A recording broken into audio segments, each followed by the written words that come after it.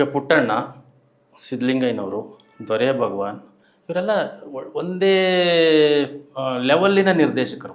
ಆದರೆ ಪುಟ್ಟಣ್ಣನವ್ರನ್ನ ನೆನೆಸ್ಕೊಳ್ಳೋ ಹಾಗೆ ಸಿದ್ಧಲಿಂಗಯ್ಯವ್ರನ್ನ ನೆನೆಸ್ಕೊಳ್ಳೋದು. ಬಟ್ ಇವರಿಬ್ಬರನ್ನ ನೆನೆಸ್ಕೊಂಡ ಹಾಗೆ ದೊರೆ ಭಗವಾನ್ ಅವ್ರನ್ನ ನೆನೆಸ್ಕೊಳ್ಳೋದು ಕೂಡ ರಾಜ್ಕುಮಾರ್ ಜೊತೆ ಇದ್ದಾರೆ ಅನ್ನೋ ಕಾರಣಕ್ಕೆ ಬಹಳ ಜನ ಅವ್ರನ್ನ ಆಸ್ಥಾನದಲ್ಲಿ ಇಟ್ಟರು. ಇದು ರಾಜ್ಕುಮಾರ್ ಅವ್ರ ಜೊತೆಲಿದ್ದ ಬಹಳ ಜನ ಗೊತ್ತಿದ್ದದ ವಿಷಯ.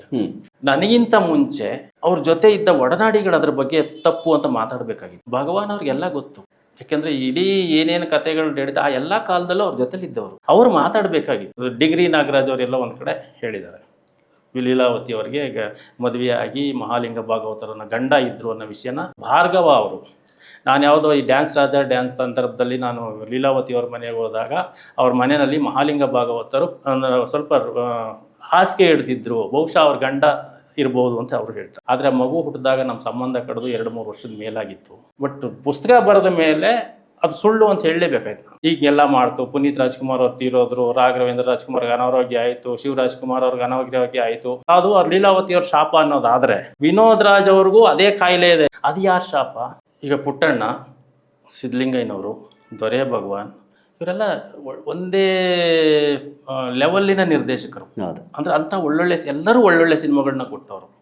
ಆದರೆ ಪುಟ್ಟಣ್ಣನವ್ರನ್ನ ನೆನೆಸ್ಕೊಳ್ಳೋ ಹಾಗೆ ಸಿದ್ಧಲಿಂಗಯ್ಯವ್ರನ್ನ ನೆನೆಸ್ಕೊಳ್ಳೋದಿಲ್ಲ. ಬಟ್ ಇವರಿಬ್ಬರನ್ನ ನೆನೆಸ್ಕೊಂಡ ಹಾಗೆ ದೊರೆ ಭಗವಾನ್ ಅವ್ರನ್ನ ನೆನೆಸ್ಕೊಳ್ಳಲ್ಲ. ರಾಜ್ಕುಮಾರ್ ಜೊತೆ ಇದ್ದಾರೆ ಅನ್ನೋ ಕಾರಣಕ್ಕೆ ಬಹಳ ಜನ ಅವ್ರನ್ನ ಆಸ್ಥಾನದಲ್ಲಿ ಇಟ್ಟರು. ಮುಖ್ಯವಾದ ಒಂದು ವಿಷಯ ಅಂದರೆ ಇದು ರಾಜ್ಕುಮಾರ್ ಅವ್ರ ಜೊತೆಲಿದ್ದ ಬಹಳ ಜನ ಗೊತ್ತಿದ್ದದ ವಿಷಯ. ಓಕೆ, ಅದೇನು ಗುಟ್ಟಾಗೇನಿರಲಿಲ್ಲ. ಓಕೆ, ಆದರೆ ರವಿ ಬೆಳಗೆರೆ ಆ ಪುಸ್ತಕ ಬರೆದಾಗ, ರಾಜ್ಲೀಲಾ ವಿನೋದ ಬರೆದಾಗ, ನನಗಿಂತ ಮುಂಚೆ ಅವ್ರ ಜೊತೆ ಇದ್ದ ಒಡನಾಡಿಗಳು ಅದ್ರ ಬಗ್ಗೆ ತಪ್ಪು ಅಂತ ಮಾತಾಡಬೇಕಾಗಿತ್ತು. ನೀವು ಫಾರ್ ಎಕ್ಸಾಂಪಲ್ ಹೇಳಿದ್ರಿ ಭಗವಾನೇ ಅವ್ರ ಜೊತೆ ಇದ್ದರು ಅಂತ. ಭಗವಾನ್ ಅವ್ರಿಗೆಲ್ಲ ಗೊತ್ತು, ಯಾಕೆಂದರೆ ಇಡೀ ಏನೇನು ಕಥೆಗಳು ಹೇಳಿದ ಆ ಎಲ್ಲ ಕಾಲದಲ್ಲೂ ಅವ್ರ ಜೊತೆಲಿದ್ದವರು. ಅವ್ರಿಗೆ ಸತ್ಯ ಏನು ಸುಳ್ಳು ಏನೋ ಗೊತ್ತಿತ್ತು. ಅವ್ರು ಮಾತಾಡಬೇಕಾಗಿತ್ತು. ಯಾಕೆ ಮಾತಾಡಲಿಲ್ಲ ನನಗೆ ಗೊತ್ತಿಲ್ಲ, ಆಯಿತಾ. ಆಮೇಲೆ ಈಗ ಡಿಗ್ರಿ ನಾಗರಾಜ್ ಅವರೆಲ್ಲ ಒಂದು ಕಡೆ ಹೇಳಿದ್ದಾರೆ, ಲೀಲಾವತಿ ಅವರಿಗೆ ಈಗ ಮದುವೆಯಾಗಿ ಮಹಾಲಿಂಗ ಭಾಗವತರನ್ನ ಗಂಡ ಇದ್ದರು ಅನ್ನೋ ವಿಷಯನ ಡಿಗ್ರಿ ನಾಗರಾಜು ರಂಗಭೂಮಿನಲ್ಲೇ ಅವ್ರ ಜೊತೆಲಿ ಗಂಡ ಹೆಂಡತಿ ಆಗಿದ್ರು ಅನ್ನೋ ವಿಷಯ ಹೇಳಿದ್ದಾರೆ.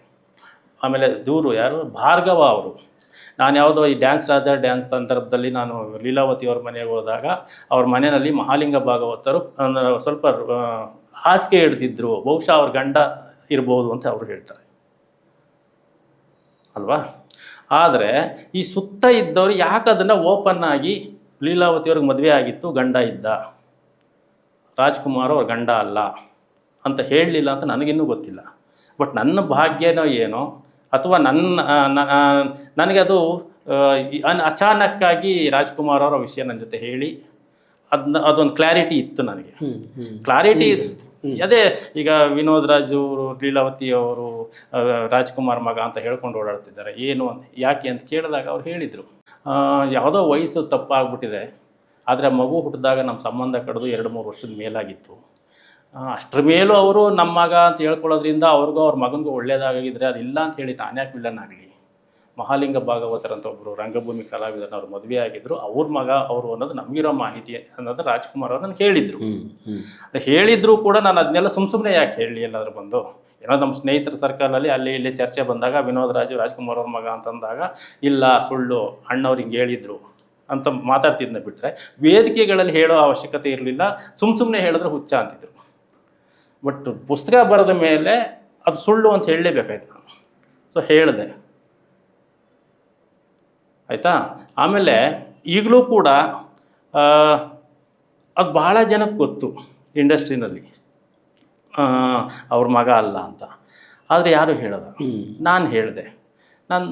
ನಾನು ಅದ್ರ ಬಗ್ಗೆ ಯೋಚನೆನೂ ಮಾಡಿದೆ. ಸತ್ಯ ಗೊತ್ತಿದ್ದನ್ನು ಹೇಳಬೇಕಷ್ಟೇ, ಅದು ಯಾರೇ ಆಗಿರಲಿ.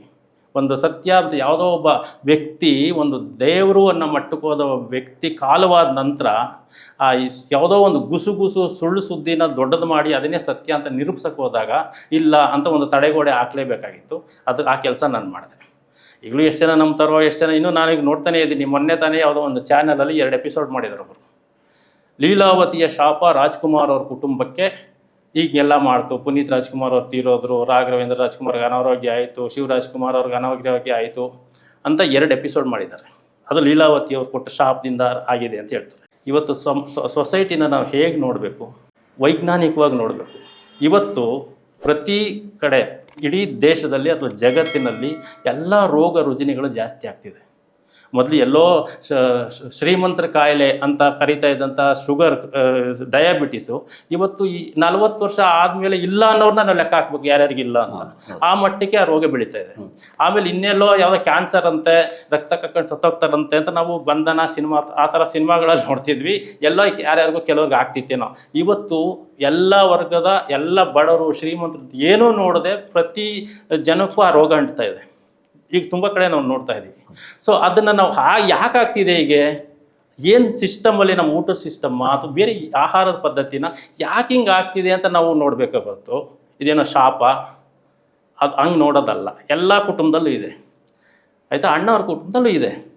ಅದಕ್ಕೆ ಯಾರು ಸರಿ, ಈಗ ಅದು ಲೀಲಾವತಿಯವ್ರ ಶಾಪ ಅನ್ನೋದಾದರೆ ವಿನೋದ್ ರಾಜ್ ಅವ್ರಿಗೂ ಅದೇ ಕಾಯಿಲೆ ಇದೆ, ಹೃದಯ ಸಂಬಂಧಿ ಕಾಯಿಲೆ ಇದೆ. ಮೊನ್ನೆನೋ ಅದೇನೋ ತುಂಬ ಸೀರಿಯಸ್ ಆಗಿ ಹಾಸ್ಪಿಟ್ಲಲ್ಲಿ ಆಪ್ರೇಷನ್ ಮಾಡ್ಕೊಂಡೆ ಅಂತ ಅವರೇ ಹೇಳಿದ್ದಾರೆ. ಅದು ಯಾರ ಶಾಪ? ಮಹಾಲಿಂಗ ಭಾಗವತರ ಶಾಪ ಇರ್ಬೋದಾ?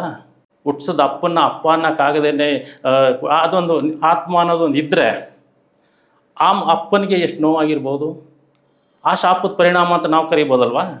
ಸೊ ನಾವು ಸೊಸೈಟಿನ, ಸಮಾಜನ ನೋಡೋ ದೃಷ್ಟಿ ಬದಲಾಗಬೇಕು. ಯಾವ ಶಾಪ ಇದು ಅಲ್ಲ. ಅಂದರೆ ಏನಾದರೂ ಮನುಷ್ಯ ಅನ್ಯಾಯ ಮಾಡಿದ್ರೆ ಅವ್ರು ಕೆಟ್ಟದ್ದಾಗುತ್ತೆ ಅನ್ನುವ ನಂಬಿಕೆ ಇದೆಯಲ್ಲ, ಅದು ಸರಿ. ಅದು ಯಾಕೆ ಅಂದರೆ ಅನ್ಯಾಯ ಮಾಡಬೇಡಪ್ಪ ನೀನು ಅಂತ ಮನುಷ್ಯರಿಗೆ ಬುದ್ಧಿ ಹೇಳೋದಕ್ಕಿರೋದು. ಆದರೆ ರಾಜ್ಕುಮಾರ್ ಯಾರಿಗೂ ಅನ್ಯಾಯ ಮಾಡಿಲ್ಲ, ಯಾವ ಶಾಪವೂ ಅಲ್ಲ, ಏನೂ ಅಲ್ಲ. ಏನೋ ಸಮಾಜದಲ್ಲಿ ಎಲ್ಲರಿಗೂ ರೋಗ ಬರ್ತಿದೆ, ಆಯಿತಾ, ಅದಕ್ಕೆ ಕಾರಣ ಹುಡುಕ್ಬೇಕು ನಾವು. ಯಾಕೆ ಈಗ ಎಸ್ಪೆಷಲಿ ಕೋವಿಡ್ ಆದಮೇಲೆ ನನ್ನ ಸುತ್ತ ಇರುವ ನೆಂಟರು, ಸ್ನೇಹಿತರು ಅಥವಾ ನಮ್ಮ ಬಳಗದಲ್ಲಿ ಭಾಳ ಜನ ಹಾರ್ಟ್ ಅಟ್ಯಾಕ್ ಆಗಿ ಸತ್ತೋಗ್ತಿದ್ದಾರೆ. ಮೊದಲೆಲ್ಲ ಹಾರ್ಟ್ ಅಟ್ಯಾಕ್ ಆಯಿತು, ಬೈಪಾಸ್ ಸರ್ಜರಿ ಆಯಿತು, ಆಮೇಲೆ ಸ್ಟೆಂಟ್ ಹಾಕಿದ್ದಾರೆ, ಹಿಂಗೆ ಕೇಳ್ತಿದ್ವಿ. ಈಗ ಹಾರ್ಟ್ ಅಟ್ಯಾಕ್ ಆಯಿತು, ಹೋಗ್ಬಿಟ್ಟ ಅನ್ನೋದೇ 90%. ಎಲ್ಲೋ ಅಪರೂಪ ಆಪ್ರೇಷನ್ ಆಯಿತು, ಬದುಕಿದ್ದಾನೆ ಅನ್ನೋದು. ಸೊ ಅದು ಯಾಕೆ ಆಗ್ತಿದೆ? ಎಲ್ಲೋ ಒಂದು ಕಡೆ ಹೇಳ್ತಾರೆ ಈ ಕೋವಿಡ್ದು ವ್ಯಾಕ್ಸಿನಿಂದ ಎಫೆಕ್ಟ್ ಆಗಿದೆ ಅಂತ WHO ಕೂಡ ಒಪ್ಕೊಂಡಿದೆ. ಇಂಥ ಸಂದರ್ಭದಲ್ಲಿ ಅದಕ್ಕೆ ಏನು ಮಾಡಬೇಕು, ಯಾಕೆ ಹಂಗಾಗಿದೆ ಅಂತ ನಾವು ವಿಮರ್ಶೆ ಮಾಡಬೇಕು. ಅಯ್ಯೋ ಶಾಪದಿಂದ ಹಂಗಾಗೋಯ್ತು. ನಾವಿವತ್ತು ಪ್ರತಿಯೊಂದನ್ನು ಯಾವುದೋ ಒಂದು ಈ ಮೂಢ ನಂಬಿಕೆಯಿಂದ ನೋಡುವಂಥದ್ದಲ್ಲ, ಒಂದು ವೈಜ್ಞಾನಿಕ ದೃಷ್ಟಿನ ಬೆಳೆಸ್ಕೋಬೇಕು. ಸೊ ರಾಜ್ಕುಮಾರ್ ಅವ್ರ ಕಂಪ್ನಿ ಕೆಲವ್ರಿಗೆ ಅನಾರೋಗ್ಯ ಆಗಿದೆ, ಎಲ್ಲ ಕಡೆನೂ ಆಗ್ತಿದೆ, ಎಲ್ಲರಿಗೂ ಆಗ್ತಿದೆ, ಅವ್ರಿಗೂ ಆಗಿದೆ. ಸೊ ಅವರು ಮನುಷ್ಯ ಅಲ್ವಾ? ಎಲ್ರಿಗೂ ಕೂಡ ನಮಸ್ಕಾರಗಳು. ಈ ನಮ್ಮ ಡೈಲಿ ಮಾಧ್ಯಮ, ನಮ್ಮ ಸ್ನೇಹಿತ, ಸುಮಾರು ವರ್ಷದ ಗೆಳೆಯ, ಅಜಾತ ಶತ್ರು, ಸದಾ ನಗುಮುಖದ ವ್ಯಕ್ತಿತ್ವ, ಏನಾದರೂ ಹೊಸದಾಗಿ ಸಮಾಜಕ್ಕೆ ಕೊಡಬೇಕು, ಪತ್ರಿಕೋದ್ಯಮದಲ್ಲಿ ತನ್ನ ಹೆಸರನ್ನು ಚಿರಾಯು ಮಾಡಬೇಕು ಅಂತ ಆಸೆ ಪಡುವಂಥ, ತುಡಿತಾ ಇರುವಂಥ ಉತ್ಸಾಹಿ ಯುವಕ ನನ್ನ ಗೆಳೆಯ ಅಶೋಕ್ ಅವರ ಕನಸಿನ ಕೂಸಿದು ಡೈಲಿ ಮಾಧ್ಯಮ. ನನ್ನ ಮನಸಾರೆ, ನನ್ನ ಸಂಪೂರ್ಣ ಹೃದಯದಿಂದ ನಾನು ಶುಭವನ್ನು ಕೋರ್ತಾ ಇದ್ದೀನಿ. ಈ ಮಾಧ್ಯಮವನ್ನು ನೀವೆಲ್ಲರೂ ಕೂಡ ಪ್ರೀತಿಯಿಂದ ಸಬ್ಸ್ಕ್ರೈಬ್ ಮಾಡಿ ಬೆಳೆಸಿ. ನನಗೆ ಖಂಡಿತ ನಂಬಿಕೆ ಇದೆ, ನಿಮಗೆ ನಿರಾಶೆ ಮಾಡದ ರೀತಿಯಲ್ಲಿ ಒಳ್ಳೊಳ್ಳೆ ಕಂಟೆಂಟ್ ಓರಿಯೆಂಟೆಡ್ ವಿಷಯಗಳನ್ನು ನಮ್ಮ ಅಶೋಕ್ ಅವರ ನೇತೃತ್ವದಲ್ಲಿ ಈ ತಂಡ ಕೊಡ್ತೇನೆ ನಂಬಿಕೆ ಇದೆ. ನಾನು ಅವ್ರ ಜೊತೆ ಕೈ ಜೋಡಿಸ್ತೀನಿ, ನೀವುಗಳು ಕೂಡ ಅವ್ರ ಜೊತೆ ಕೈ ಜೋಡಿಸಿ ಒಟ್ಟಿಗೆ ನಮ್ಮ ಡೈಲಿ ಮಾಧ್ಯಮವನ್ನು ನಾವು ಬೆಳೆಸೋಣ. ಧನ್ಯವಾದ.